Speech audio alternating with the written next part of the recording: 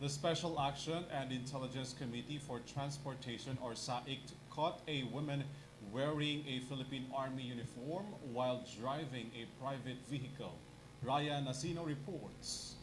A woman wearing a Philippine uniform was arrested in a private vehicle after it drove along the EDSA busway on Tuesday. The woman in a private car with a large Philippine Army logo on the door resisted her arrest after being caught by the Special Action and Intelligence Committee for Transportation or SAICT. Based on the report, the female soldier was said to be in a hurry to attend a conference meeting in Taguig along with her driver.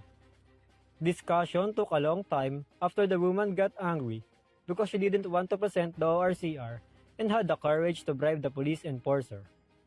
Furthermore, since there was no ORCR presented, the vehicle was immediately taken to the impounding area of the Land Transportation Office on East Avenue, Quezon City. While being issued with a temporary operator's permit, she suddenly took out her ORCR and tried to sue the enforcer who filed the violation against her.